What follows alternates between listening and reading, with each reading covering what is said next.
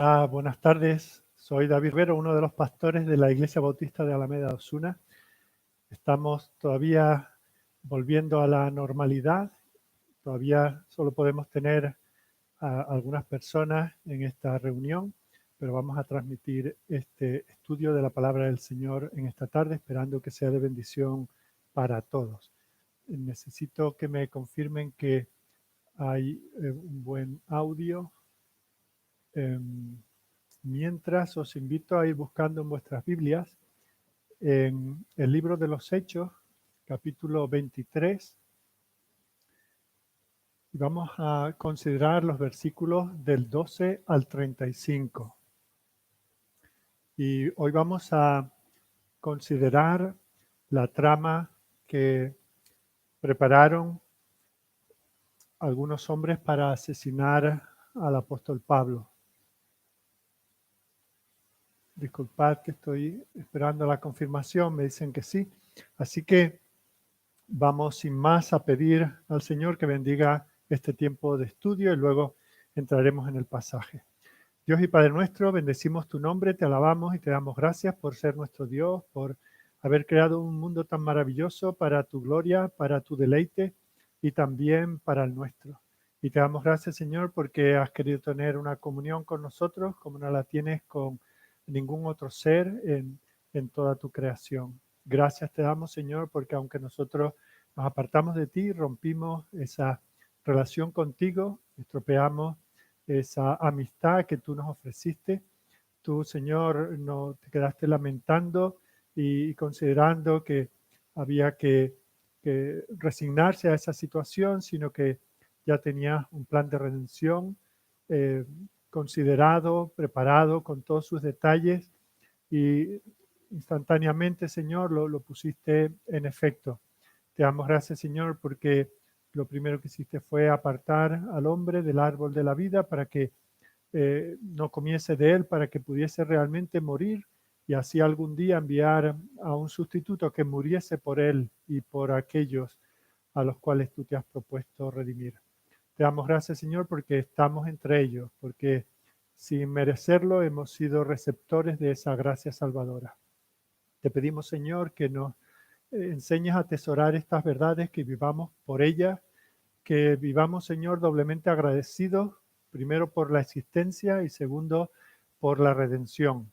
Que vivamos, Señor, para glorificarte, para decir que estamos llenos de ti, contentos, estamos orgullosos de ti. Tú eres nuestro gozo, tú eres nuestra corona, tú eres la razón de nuestra existencia.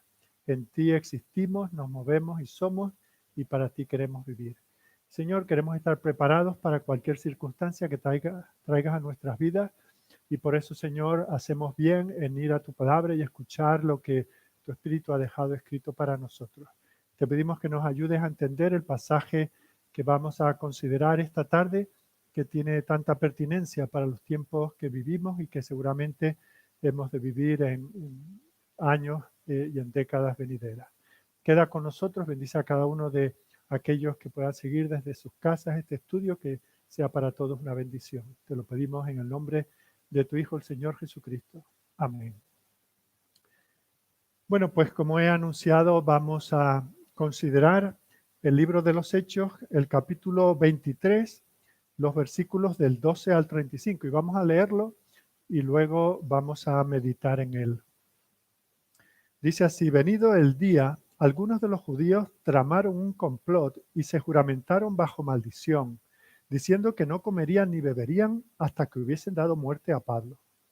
Eran más de 40 los que habían hecho esta conjuración, los cuales fueron a los principales sacerdotes y a los ancianos y dijeron: nosotros nos hemos juramentado bajo maldición a no gustar nada hasta que hayamos dado muerte a Pablo. Ahora pues vosotros, con el concilio, requerid al tribuno que le traiga mañana ante vosotros, como que queréis indagar alguna cosa más cierta acerca de él. Y nosotros estaremos listos para matarle antes que llegue. Mas el hijo de la hermana de Pablo, oyendo hablar de la celada, fue y entró en la fortaleza y dio aviso a Pablo. Pablo, llamando a uno de los centuriones, dijo: lleva a este joven ante el tribuno, porque tiene cierto aviso que darle. Él entonces, tomándole, le llevó al tribuno y dijo: el preso Pablo me llamó y me rogó que trajese ante ti a este joven que tiene algo que hablarte. El tribuno, tomándole de la mano y retirándose aparte, le preguntó: ¿qué es lo que tienes que decirme? Él le dijo: los judíos han convenido en rogarte que mañana lleves a Pablo ante el concilio, como que van a inquirir alguna cosa más cierta acerca de él. Pero tú no les creas, porque más de 40 hombres de ellos le acechan, los cuales se han juramentado bajo maldición a no comer ni beber hasta que le hayan dado muerte. Y ahora están listos esperando tu promesa. Entonces el tribuno despidió al joven, mandándole que a nadie dijese que le habían dado aviso de esto. Y llamando a 2 centuriones, mandó que preparasen para la hora tercera de la noche 200 soldados, 70 jinetes y 200 lanceros, para que fuesen hasta Cesarea, y que preparasen cabalgaduras en que, poniendo a Pablo, le llevasen en salvo a Félix el gobernador. Y escribió una carta en estos términos: Claudio Lisias al excelentísimo gobernador Félix, salud.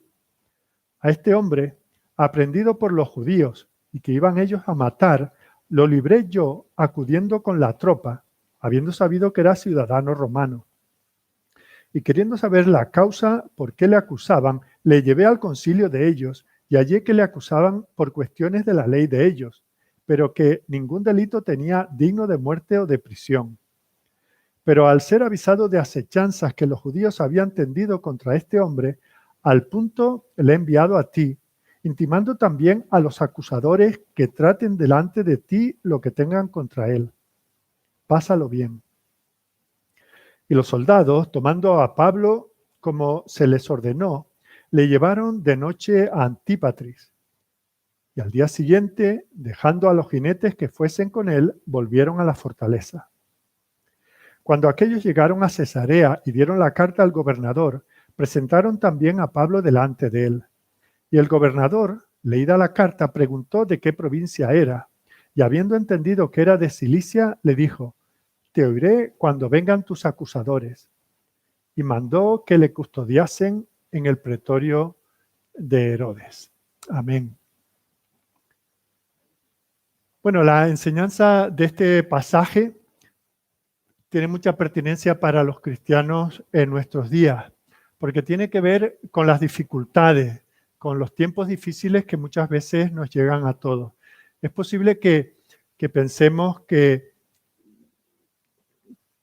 por nuestra juventud, por nuestra salud o porque vivimos en un país libre, podemos pensar que nunca vamos a llegar a situaciones como esta.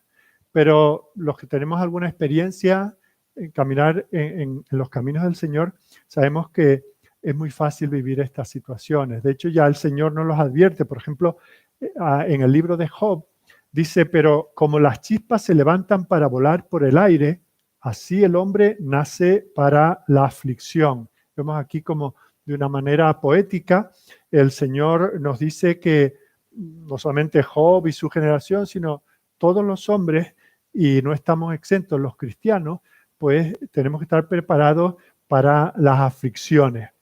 Y sabemos que para el apóstol Pablo las aflicciones no comenzaron aquí. Él había vivido muchos tipos de aflicciones, ahora tomaban una naturaleza diferente. Y lo que vamos a tratar de ver es no solamente esta historia, sino también la aplicación que esto tiene para nosotros. Así que me propongo, en primer lugar, ver con vosotros qué hacer cuando Dios, por así decir, guarda silencio. Como he dicho hace un momento, el apóstol Pablo ya había comenzado a vivir días oscuros. Cuando estaba libre, había sufrido ya apedreamientos, palizas, circunstancias incómodas, había sido víctima de ataques de una turba en un lugar, en el otro, había sido arrastrado, golpeado, había sufrido algún naufragio, más tarde volvería a tener algún naufragio. Pero podemos decir, bueno, al menos en ese tiempo seguía libre.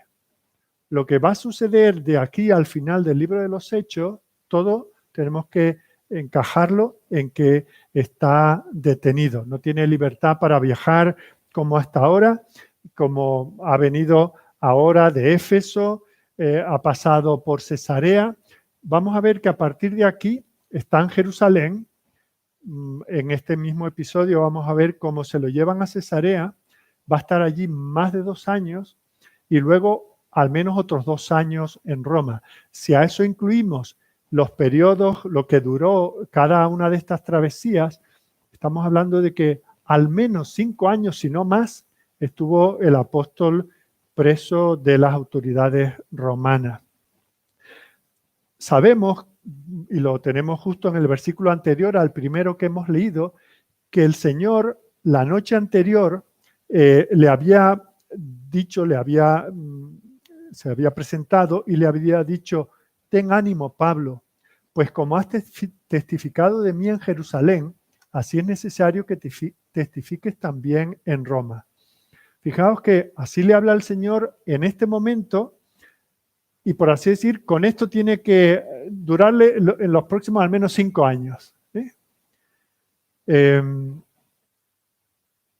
El Señor no va a estar en cada circunstancia y le van a venir momentos muy difíciles, pero el Señor no va a estar cada noche enviándole un ángel, ni dándole un sueño, ni una visión, diciendo: ten ánimo, que yo voy a estar contigo. Y esto es muy importante cuando lo analizamos a la luz de lo que el Señor dijo a otros siervos suyos en otros momentos. Por ejemplo, si nos remontamos al libro de Génesis y encontramos a Abraham, que había libertado a Lot de aquellos reyes que habían venido, los 4 reyes que derrotaron a los reyes de Sodoma, de Gomorra, Seboim, Zoar y Alma.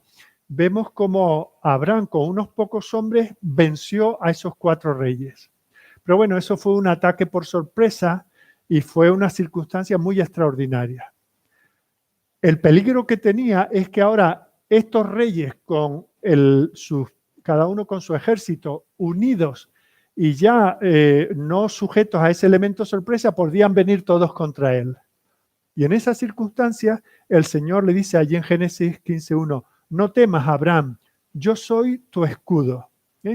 Fijaos qué consuelo. A partir de ahí, el Señor no tenía que venir cada noche a decirle como las buenas noches a Abraham: Abraham, no te preocupes que yo soy tu escudo. Se lo había dicho una vez, y dicho una vez era dicho para siempre. Y lo mismo encontramos aquí con Pablo. Al principio de toda esta situación de que él es detenido, el Señor le dice: ten ánimo, como le había dicho a Abraham, no temas. Pero lo que le dice aquí le vale para siempre. Y tenemos que entender que lo mismo que esas palabras se le dijeron a estos 2 hombres, y tantas promesas que Dios da a hombres o mujeres en particular, se extienden a todo su pueblo para siempre. Así que cuando nos parece que Dios permanece en silencio, cuando nos parece que oramos a Dios y que no responde, cuando parece que no nos escucha, ¿qué hacemos? Esperamos. Ya el Señor ni siquiera habla de esta manera, ahora nos habla por el Espíritu y por su palabra. Pero sí tenemos que conocer esas promesas, conocer esa palabra, y sobre esa palabra y sobre esas promesas seguir adelante cualquiera que sean las dificultades que nosotros tengamos. Así que cuando sintamos que Dios está lejano o que Dios, a veces podemos incluso llegar a pensar que no quiere oír, que no quiere responder, recordemos palabras como esta: no temas, Abraham, ten ánimo, Pablo. Aunque el Señor no repita esas palabras, sabemos que son promesas para nosotros. Bueno, pues con ese contexto que lo tenemos justo en el versículo anterior al primero que hemos leído hoy, vamos a ver la conspiración que aquí se trama contra Pablo. La historia es muy clara. Ha habido una turba allí en Jerusalén que ha atacado a Pablo, que casi lo linchan, estuvieron a punto de matarlo, pero providencialmente intervino la autoridad civil, el ejército romano, las fuerzas de seguridad, y pusieron a todos esos cuerpos de seguridad, usando el lenguaje de nuestros días, y lo envió el Señor para la protección de Pablo. Y uno pensaría que, bueno, estando protegido por el ejército de Roma, ¿quién podría contra él? Bueno, aunque parece que estaba súper seguro, no lo estaba tanto, porque sabemos que en esa misma ciudad, en Jerusalén, estaban estos hombres conocidos como los celotes, que se habían propuesto, se habían juramentado por su propia vida a ni siquiera comer hasta que acabasen con la vida de Pablo. No era un deseo de ojalá se muera, no, lo vamos a matar. Esa era la disposición. Se habían conjurado y eran 40. ¿Y qué es lo que hacen? Por si 40 eran pocos, traman algo y lo traman junto con los sacerdotes y los ancianos, o sea, los miembros del Sanedrín. Se reúnen con ellos y le hacen esta sugerencia, versículo 14. Les dicen, recordemos, estos son los celotes hablando con los sacerdotes y ancianos. Les dicen, nosotros nos hemos juramentado bajo maldición a no gustar nada hasta que hayamos dado muerte a Pablo. Pero claro, necesitaban la complicidad de ellos. Necesitaban que las autoridades religiosas colaborasen. Si ahora pues vosotros con el concilio requerid al tributo que le traiga mañana ante vosotros, como que queréis indagar alguna cosa más cierta acerca de él. Y nosotros estaremos listos para matarle antes que llegue. Bueno, lo primero que tenemos que hablar es de estos celotes. Hoy en día a estos celotes los llamaríamos terroristas. Eso eran lo que eran ellos. Ellos querían la liberación del pueblo judío del gobierno, del imperio romano, y estaban dispuestos a hacer lo que sea, a esconderse, a poner una trampa, a preparar un atentado. Claro, pensamos en atentado, pensamos en bombas o cosas de estas, pero en aquellos tiempos habían espadas y habían flechas y habían puñales y habían piedras. Entonces, ellos eran, ya digo, lo que hoy llamaríamos una organización terrorista. Eran organizaciones ocultas que eran gente, en un sentido, gente normal. Uno se dedicaba a vender, el otro a arreglar muebles, el otro a quién sabe qué, pero era como esas mafias, como esos terroristas que están tramando, operando al margen de la ley. Y eran violentos. Fijaos que no tiene ningún inconveniente a ir a estas autoridades y decirle, nosotros nos encargamos de matarlos, vosotros no tenéis que preparar el contexto para hacerlo. Con tal de obtener, de nuevo, esa es la idea de las organizaciones terroristas de nuestros días, ¿verdad? Ellos tienen unos objetivos políticos que creen que son más importantes que la propia ley que los ampara y que la propia vida de las personas.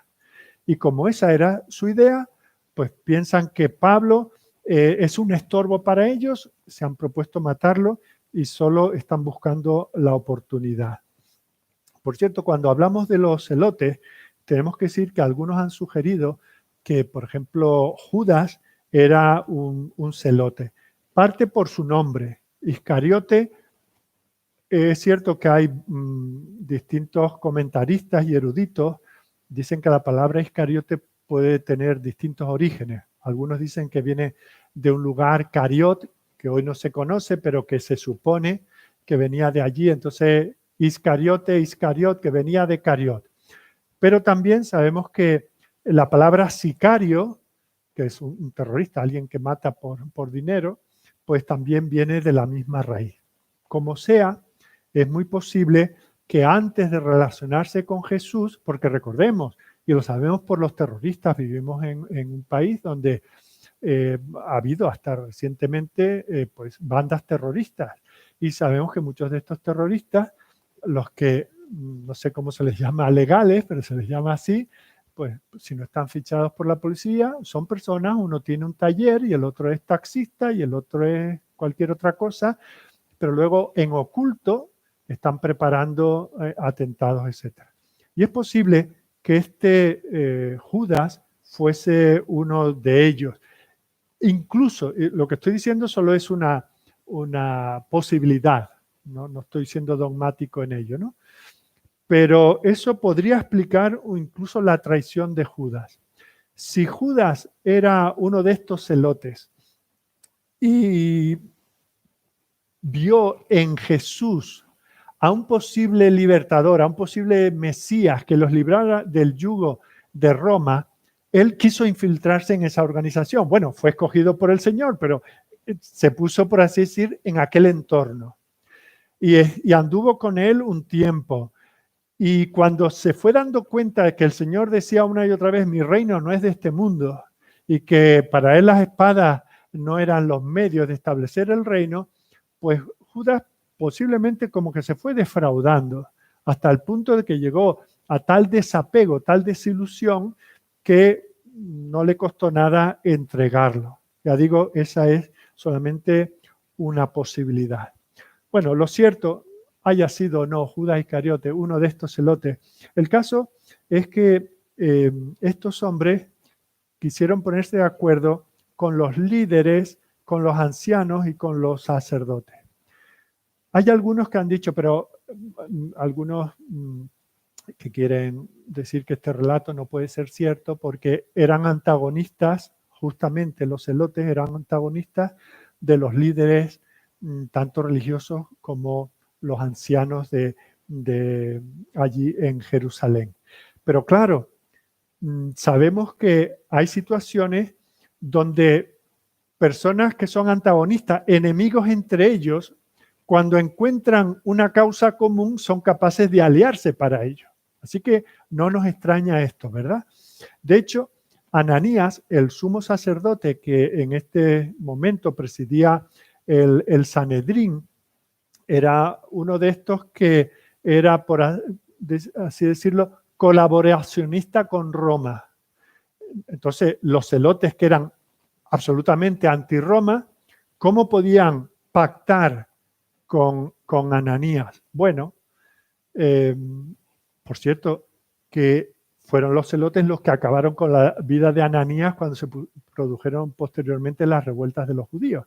Pero fijaos que en este momento tienen ambos una causa común. Entonces, si tú me facilitas esto, yo te facilito lo otro. Y si os dais cuenta, esto ocurre con las organizaciones terroristas en nuestros días. Lo vemos en los países de Oriente Medio y quién sabe si no está sucediendo incluso en nuestro propio país, ¿verdad? Estas organizaciones que han sido organizaciones terroristas, que ahora se convierten en partidos políticos y que llegan a alianzas con los gobiernos porque tienen intereses comunes y yo te facilito esto y miro para allá en lo otro. Bueno, eso ha estado recientemente en la historia de nuestro propio país. Así que se suele decir que la política hace extraños compañeros de cama, ¿no? Pues esta sería una de esas situaciones.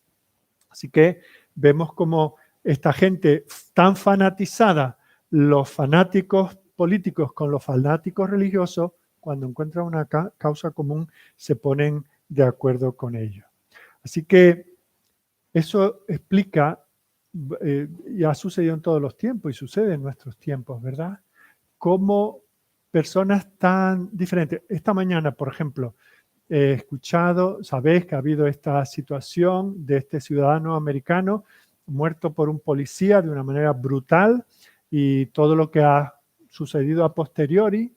Bueno, pues de eso uno puede poner todos los vídeos que quiera, que esos no son censurados. Pero sabemos de un ministerio de apologética que ha publicado un vídeo hablando de la cantidad de cristianos, unos 10 cristianos mueren cada día por la persecución. Bueno, pues por decir eso, sus vídeos son censurados y su canal es amenazado de cierre. Fijaos, y dice, bueno, pero ¿qué más le da si esta gente que los que están detrás de estos medios de comunicación no son necesariamente ateos, anticristianos?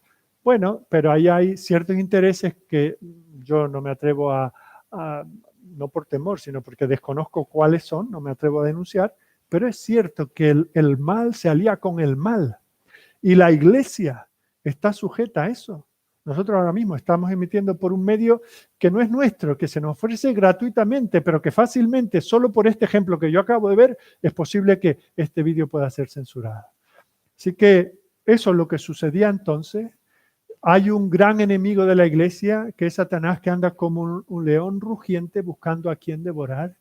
Y nosotros vivimos en unos tiempos, fijaos, con esto de la pandemia. Ahora en tantos lugares del mundo en algunos, como en nuestro país, ha quedado un hueco ahí, si se podían tener o no actos religiosos, en algunos lugares ha estado prohibido, ¿verdad? Y aparte de lo que cada uno pueda considerar de si esto ha sido productivo o no, fijaos, ahí lo que sabemos es que la iglesia se ve afectada por estas cosas.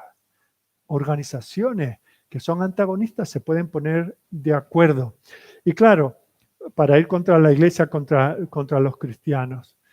Y si además tenemos esa debilidad, esa quinta columna, si nosotros mismos estamos dispuestos a rendirnos, si tenemos esa inclinación de la carne que le facilitamos al enemigo su labor, pues podemos aventurar que vendrán tiempos difíciles para la iglesia.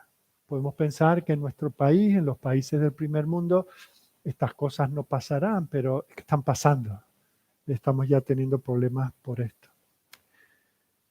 Así que bueno, en ese sentido podemos tener una similitud por vía de aplicación con lo que estaba viviendo aquí Pablo. Ahora, esta es un poco la trama, la conspiración, grupos antagonistas dispuestos a aliarse para ir contra Pablo y lo que él representaba. Representaba la libertad del evangelio para ser predicado por el mundo. Lo siguiente que vamos a ver es cómo interviene Dios en estas circunstancias. Y Dios interviene de una manera maravillosa. Aquí nos enteramos que Pablo tenía un sobrino, tenía una hermana y tenía un hijo que justamente vivía en Jerusalén.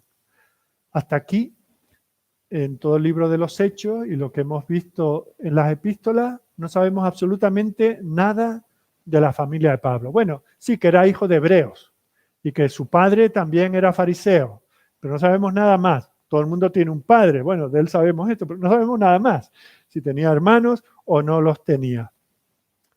Lo estábamos viendo la semana pasada en el contexto del interrogatorio que le hacen, que él nació ya como ciudadano romano, con lo cual sí sabemos también de su familia que su padre ya era ciudadano romano, pero nada más sabemos de la familia. Sabemos que eran judíos y nos preguntamos cómo reaccionaron cuando su hijo, cuando su hermano, cuando su familiar, de repente que iba camino a ser uno de los grandes líderes del mundo religioso judío, pues ahora da este cambio tan grande y se hace de esta secta que llaman los cristianos. ¿Cómo se lo tomó su padre? Ese padre que habría invertido mucho dinero en enviar a su hijo a las mejores universidades a prepararse de la mejor manera posible. Ha pasado de poder ser un distinguido rabí a estar ahora andando por tantos lugares predicando de uno que habían crucificado. Si nos dijese alguien que su familia lo desheredó, a mí por lo menos no me extrañaría en absoluto. Hemos visto en los mapas, según hemos visto por dónde se movía Pablo, él era de Tarso, de Cilicia, y vemos que Pablo pasó por allí en alguna ocasión, pero fijaos que ni él ni Lucas, el redactor de este libro, nos dice nada. O sea que no sabemos nada. Y aquí aparece la mención al primer familiar de Pablo. Es hijo de una hermana, pero fijaos, la providencia del Señor. No solamente justo ahora está este joven en Jerusalén, posiblemente, y esto ya es una conjetura, pero posiblemente había sido enviado allí a estudiar, como anteriormente había ido el tío Pablo, ¿verdad? Pero no solamente está allí, sino que está en el lugar concreto, en el momento adecuado. ¿Cuánta gente estaba en Jerusalén en aquellos días? Pero ¿cuántos estuvieron en el contexto del Sanedrín y su reunión con los celotes? Fijaos, este jovencito que no sabemos ni el nombre y el Señor lo pone allí y se entera de la trama que están preparando contra su tío. Por cierto, hemos de decir que por estas circunstancias podemos llegar a pensar, atando una cosa con la otra, que posiblemente Pablo sería de una familia, Saulo de Tarso, seguramente era de una familia, si no rica, bueno, por lo menos bien establecida, porque si le habían permitido enviar a su hijo a estudiar, si ahora podía enviar a su sobrino, seguramente era una familia al menos distinguida, porque no solamente había que estar en Jerusalén, sino codearse con el Sanedrín, codearse con las autoridades. Bueno, como quiera que sea, Dios lo pone allí y este chico oye el plan que tenían, así que fue corriendo al cuartel donde estaba su tío y se lo contó. Pablo inmediatamente habló con el soldado que lo estaba custodiando y le dijo, quiero que hables con el comandante y que escuche lo que este joven tiene que decirle. Y esto nos lleva a ver que Dios es el Dios de las cosas pequeñas, ¿verdad? Este es otro de esos casos bíblicos sorprendentes en que Dios es capaz de hacer las cosas más grandes con los detalles más pequeños de la vida. Las cosas más insignificantes en las manos de Dios llevan a cabo sus propósitos, ¿verdad? Y esto es lo que aquí vemos. Pensamos, por ejemplo, cuando Dios crea al hombre. Mira que hay materiales en la tierra valiosos, el oro, la plata, otros minerales también escasos y con unas propiedades maravillosas. Bueno, pues Dios decide crear al hombre del polvo de la tierra. Dios se agacha, lo forma con sus manos, ¿verdad? Sopla en él aliento de vida. Escogió el polvo y luego le dijo, cuando había pecado, polvo eres y al polvo volverás. Fijaos, del polvo de la tierra, Dios crea algo tan maravilloso como un ser a imagen y semejanza de Dios. Vemos, por ejemplo, también el caso de Moisés. Dios lo va a hacer libertador de su pueblo, pero ¿quién era Moisés? Era hijo de unos esclavos en Egipto que están en unos campos de trabajo forzado, que está a punto de perecer en el río Nilo, que se lo puede llevar la corriente, en un tiempo en que se ha decidido que todos los de su etnia, todos los bebés de su etnia tienen que desaparecer. Y de esa familia casi anónima, el Señor va a sacar ni más ni menos que a Moisés, el liberador del pueblo del Señor. Por el medio vamos a ver cómo él quiere hacerlo por su cuenta y el Señor lo manda 40 años al desierto. O sea, el hijo de unos esclavos que está 40 años allí estudiando en Egipto, pero que no le vale para nada porque luego pasa otros 40 años en el desierto, el Señor de esos bajos fondos, por así decirlo, lo va a elevar a la categoría de ser uno de sus profetas. Vemos, por ejemplo, otro caso de Dios usando cosas pequeñas. Cuando hay un gigante que se levanta contra el pueblo de Dios, ¿qué es lo que usa el Señor? Pues un tirachinas y 5 piedrecillas, y eso fue suficiente. Cuando Sansón, otro libertador del pueblo de Dios, con una quijada de un burro, mató a 1000 hombres. Fijaos, con nada, no era una bomba, no era nada de las grandes armas que hay en nuestros días. Abraham, el padre de la fe, ¿quién era? Un don nadie, un adorador de ídolos. Y Dios lo hizo el padre de la fe. Y así David, ¿no? Hemos hablado, el de la piedra fue también el que acabó siendo el más grande de los reyes de Israel. ¿Y de dónde salió? De una aldeíta, el último de una familia anónima, ¿verdad? De allí, de un pueblecito de Judá. Pero a todos esos don nadies, con esos instrumentos tan despreciables, Dios lo usó para hacer grandes cosas en su reino. Y eso es esa es la especialidad de Dios. Dios es el Dios de las cosas pequeñas. Pablo resume eso cuando habla en 1 Corintios 1:26, dice, pues mirad, hermanos, vuestra vocación, que no sois muchos sabios según la carne, ni muchos poderosos, ni muchos nobles, sino que lo necio del mundo escogió Dios para avergonzar a los sabios, y lo débil del mundo escogió Dios para avergonzar a los fuertes, y lo vil del mundo y lo menospreciado escogió Dios, y lo que no es para deshacer lo que es, a fin de que nadie se jacte en su presencia. O sea que os digo una cosa, si Dios es el Dios de las cosas pequeñas y de la gente pequeña, puede usarnos a nosotros. Espero que eso os sirva de ánimo. Y en este caso, va a usar a un chaval del cual no vamos a saber nunca más de él, pero estaba allí, en el momento adecuado, en el lugar adecuado, y fue el instrumento que usó el Señor para liberar a Pablo y que él pudiese estar al menos otros 5 años sirviéndole y llevando el Evangelio aún ante gobernadores y reyes.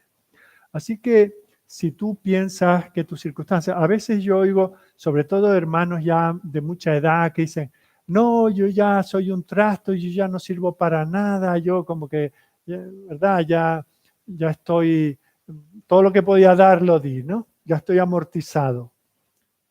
Dios puede, y de hecho usa, sea personas sencillas, sea personas ya cansadas, sea personas con poca energía, sea personas que tienen un conocimiento limitado de la palabra, pero claro, y que creen de corazón y lo transmiten con palabras sencillas, el Señor puede usarlo. Nadie es obsoleto, nadie está de más en el reino del Señor. Así que este Dios de las cosas pequeñas es el Dios de las circunstancias.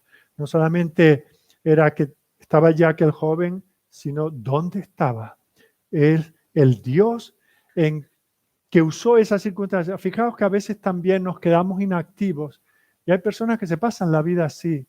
Claro, porque yo nací en un hogar así, me crié sin padre, por lo tanto, ya para toda la vida esa es su excusa para no hacer nada, para depender de otros, para sentir pena por sí mismo. O yo llegué al Evangelio ya tarde, yo quién soy, yo no valgo, yo qué puedo hacer en la iglesia. Hay otros tan brillantes, hay otros que siempre le dicen a ellos que hagan esto, que haga lo otro. Fijaos, cualquiera que sea nuestra circunstancia, el Señor nos puede usar para cosas que en un momento puede parecer una cosa menor. ¿Quién sabe si este joven simplemente por amor a su tío lo hizo? Tal vez este joven no tenía en mente el proyecto que Dios tenía para Pablo, sino simplemente porque era su tío, porque era su familiar, porque se enteró que lo iban a matar. Por eso actuó.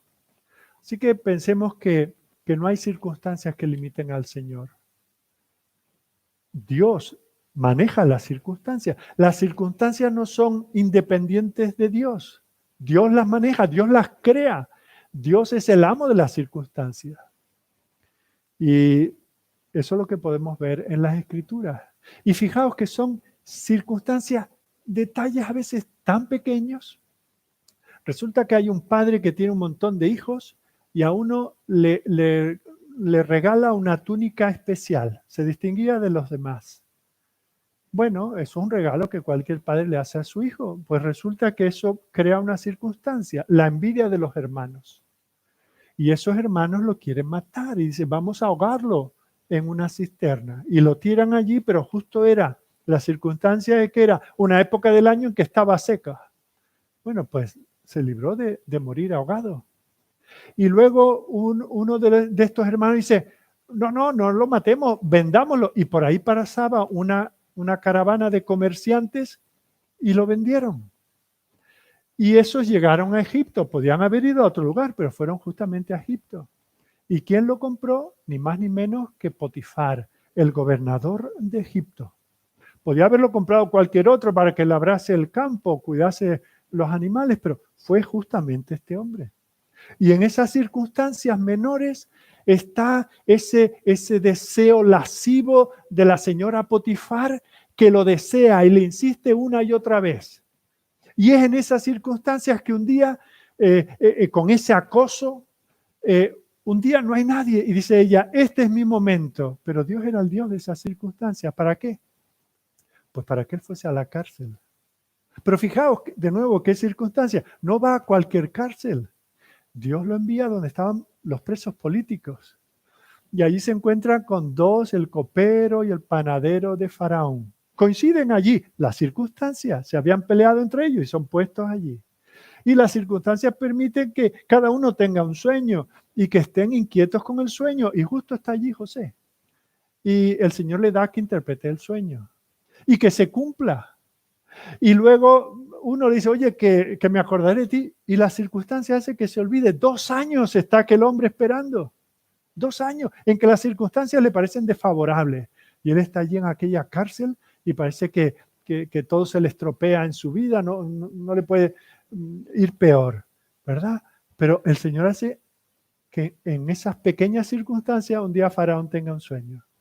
Y hace que este que había estado en la prisión se acuerde, que en la cárcel había uno que cuando yo tuve un sueño y mi compañero nos lo interpretó y se cumplió, pues venga, llámalo. Fijaos, todo pequeña circunstancia. No es un imperio atacando a otro imperio, no es alguien descubriendo la rueda o la bomba atómica. Pequeños detalles, muchos pecaminosos. Y Dios, que no está en el pecado de esa circunstancia, pero sí está en esas circunstancias donde hay pecado, es el que hace que aquel que era un hermano envidiado, que fue puesto en un sitio para morir, para ahogarlo, ahora es el que le salva la vida a todo Egipto y a todas las naciones que acudieron allí. Y allí es el lugar donde el Señor fue como una especie de invernadero donde el Señor fue formando a su pueblo hasta que llegó a ser una gran nación. ¿Por qué? Porque había el Señor estado en todas estas circunstancias. Así que nunca pienses que por estas circunstancias, si yo no tuviese esta mala salud, si yo no tuviese esta dificultad para compartir el Evangelio, si yo no tuviese estas circunstancias para poder ayudar a tal persona, en cualquier circunstancia, si tú te pones en las manos y al servicio del Señor, el Señor puede hacer grandes cosas contigo. No hay situación demasiado complicada, ni demasiado deprimente, ni demasiado difícil que el Señor no pueda conducir para su bien y para su gloria. Bueno, avanzamos y llegamos al traslado. ¿Por qué esto sucede? En esas circunstancias está aquel sobrino de Pablo que se entera de esa conversación, que va al tribuno y entonces vemos como este tribuno, el comandante, cuando oye esta noticia de esa celada que tienen preparada, pues el hombre hace lo que puede. Su responsabilidad era mantener a Pablo a salvo, así que le preparó una escolta. Y fijaos, yo os confieso que hasta que no me he puesto a estudiar este pasaje un poco a conciencia, no me he dado cuenta de la grandeza de lo que pasa aquí en los versículos 23 y 24. Dice que este comandante, llamando a 2 centuriones, mandó que preparasen para la hora 3:00 de la noche, esto equivale como a las 9 de la noche, 200 soldados, 70 jinetes y 200 lanceros para que fuesen hasta Cesarea y que preparasen cabalgaduras en que poniendo a Pablo le llevasen en salvo a Félix el gobernador. ¿Has echado las cuentas? 470 hombres de los más preparados del ejército de Roma, 200 de a pie, lanceros, otros 200, hasta la caballería. Todo eso para escoltar a Pablo y sacarlo de la ciudad. Vamos, eso era como el desfile de la victoria, ¿verdad? Incluso fijaos lo que se dice que proveyó para Pablo, no un caballo. Versículo 24, que preparasen en plural cabalgaduras en que poniendo a Pablo le llevasen en salvo a Félix. O sea, era un camino largo que recorrer y Pablo ni siquiera tuvo que ir andando a caballo, y cuando el caballo estaba, el pobre caballo agotado, tenía más caballos. Tremendo la providencia del Señor. Y por lo que nos continúa diciendo Lucas, dice que anduvieron descendiendo desde Jerusalén unos 60 kilómetros hasta una fortaleza que Herodes había mandado a construir, que se llamaba Antípatris. Y fijaos que allí estos detalles que pone Lucas, que parecen no tan importantes, pero lo son, ¿no? Después ya están a 60 kilómetros de distancia, que en aquellos tiempos, ahora 60 kilómetros lo hacemos en media hora en coche, ¿verdad? Pero eran muchas horas de andar. Bueno, pues una vez que han sacado a Pablo del peligro inminente de aquella celada que pudiesen estar preparando en cualquier esquina los celotes, dice que aquellos hombres de a pie regresaron a la guarnición de Jerusalén y solamente la caballería continuó hasta Cesarea, hasta la costa, hasta el puerto donde fue llevado Pablo. Fijaos, el Señor le había dicho, ten ánimo, Pablo, pues como has testificado de mí en Jerusalén, así efiques también en Roma. ¿Os imagináis ese Pablo allí montado en su caballo, rodeando a tantos hombres, verdad? Otros iban andando y él iba a caballo. El Señor le sacó del peligro, pararon allí en Antípatris y luego continuaron. Otro detalle interesante que nos cuenta Lucas es que, claro, esta comitiva fue enviada a Félix, que era el gobernador y que en ese momento residía en Cesarea. Ahora, tenemos que saber, porque lo que nos dice la historia en paralelo a la Biblia es muy importante, por ver cómo estos hombres que pueden ser tan impíos y tener tan mala vida, pero el Señor los usó para proteger a su siervo Pablo. Este Félix, a quien es enviado, era hermano de un tal Marco Antonio Palas, que a su vez era el secretario de Hacienda del César, del emperador Claudio. O sea que estaba esa conexión. Estuvo casado con 3 mujeres, una de ellas fue Drusila, que no era, para ella tampoco él era su primer marido. Él fue gobernador de esta región durante 7 años. Fue muy cruel. De hecho, cuando hubo el levantamiento de los judíos, él fue muy cruel contra ellos. Él había sido un griego liberto de Claudio, pero que se quedó con esa mentalidad. Yo recuerdo una vez un policía me dijo, quise ir a ver el Congreso de los Diputados. Entonces le pregunté, bueno, ¿y cómo se entra? Hace muchos años, al principio de la democracia. ¿Y qué hay que hacer para entrar? Y dice, pues tendrás que ir a uno de los partidos y pedir que te busquen un pase o lo que sean. Y entonces le pregunté, ¿y cuál cree usted que será más fácil que me lo facilite? Y me dice, nunca pidas a quien pidió ni sirvas a quien sirvió. Bueno, cada uno que interprete a qué partido se refería, ¿no?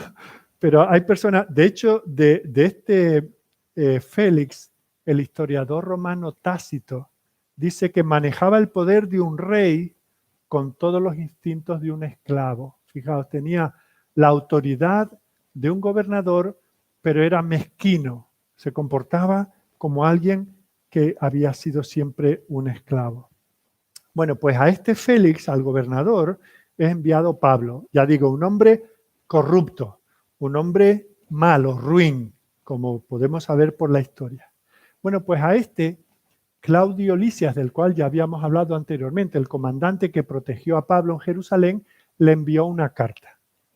Y es interesante ver la carta porque tiene mucho de verdad, pero hay algún detallito aquí, como son los políticos, ¿verdad?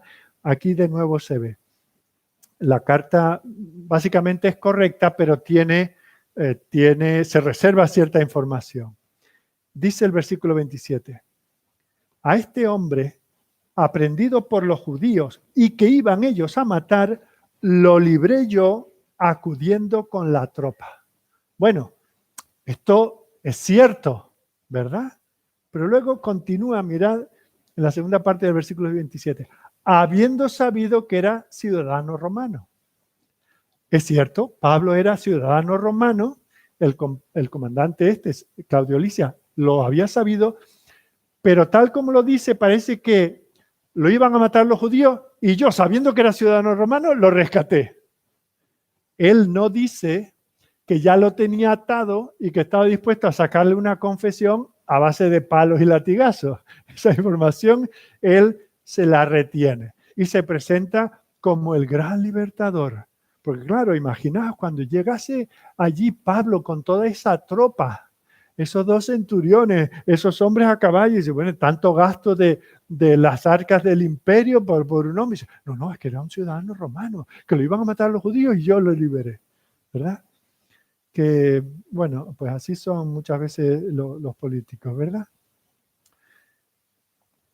Fijaos cómo el Señor está preparando lo que le había dicho. Yo te enviaré para que seas testigo. Cuando el Señor en su conversión en el camino de Damasco lo comisionó. Y eso es lo que iba a pasar. Hasta aquí, fijaos, mientras él fue un hombre libre, se movió, visitó tantos lugares, hizo 3 largos recorridos misioneros, pero todavía no había estado ante ninguna gran autoridad. Bueno, pues ahora, a partir de aquí lo vamos a ver. En el capítulo 24, ante este Félix, este gobernador. En el capítulo 25 lo vamos a ver dando testimonio ante otro gobernador, Festo. Y en el capítulo 26, delante de Agripa. Todo eso antes de ser llevado a Roma.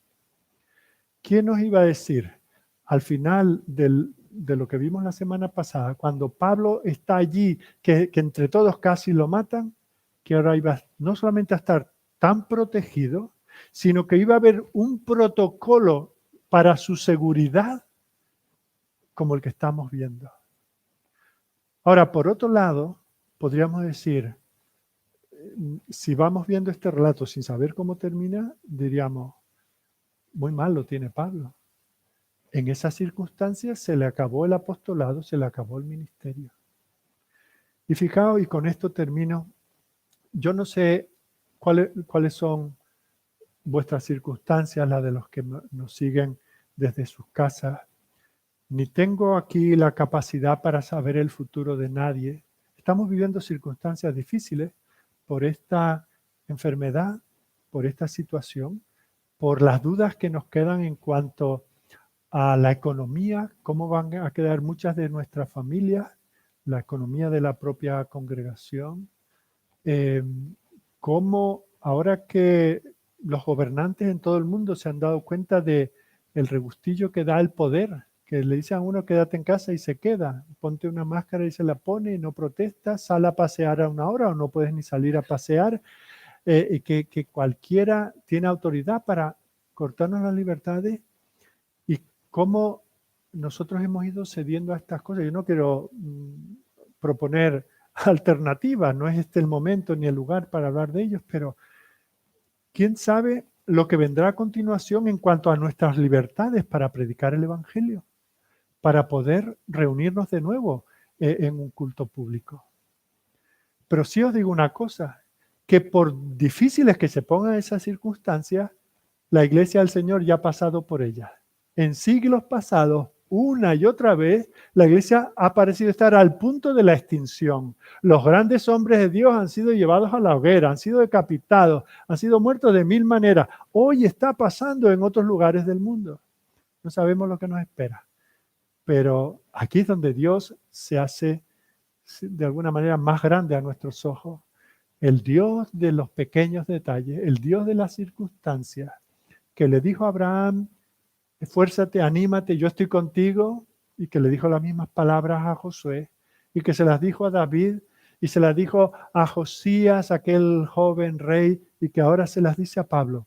Ten ánimo, Pablo, tened ánimo, tengamos ánimo. No sabemos nuestras circunstancias, hoy estamos aquí, mañana podemos estar en una UCI de un hospital, o mañana podemos estar buscando en un comedor social que alguien nos dé de comer, pero en esas circunstancias las manos del Señor no se acortan. Lucas se ha propuesto mostrar cómo después de ascender el Señor, el Evangelio continuó y no hubo cadenas que lo impidiesen. Las cárceles se abrieron para ellos y ahora este hombre de estas maneras iba a llegar por la providencia y los pequeños detalles aún a Roma a ser allí un testigo de Cristo. Que esto nos anime, que nos ayude. No somos apóstoles, no vivimos esas circunstancias, vivimos en nuestro tiempo, pero lo que no ha cambiado es Dios. Así que sigamos confiando en Él y no nos acobardemos porque nuestras circunstancias sean difíciles. Bueno, vamos a orar y terminamos. Señor, nuestro Dios, te damos gracias por este episodio tan sencillo en la vida y experiencia de la Iglesia en el primer siglo, donde tú has querido darnos tantos detalles que nos hablan que ni siquiera los terroristas, ni siquiera los líderes del pueblo, ni siquiera los líderes religiosos, ni las autoridades, por impías y por malas que fuesen sus vidas, fueron capaces de impedir que este tu siervo llegase a lo que tú te habías propuesto para él, que llegase a Roma y que por el camino él fuese testigo del Evangelio ante gobernadores y ante reyes. Señor, no sabemos para qué nos tienes tú en este mundo, en esta generación, pero si solo hemos de tener la ocupación del sobrino de Pablo, si solo hemos de ser uno de estos hombres que a caballo protegieron a este siervo tuyo, Señor, aquí estamos. No permitas que nos acobardemos, no permitas que veamos las circunstancias más grandes que a ti, sino, Señor, que confiados en ti, con la fe que tú nos des, con el valor que tú pongas en nuestros corazones, vayamos como cantamos muchas veces, firmes y adelante, como huestes de la fe, sin temor alguno, porque tú, Señor, nuestro Dios, nuestro Salvador, nuestro Rey, tú nos ves. A ti sea la gloria. Te pedimos estas cosas y te las presentamos en el nombre de tu Hijo. Amén.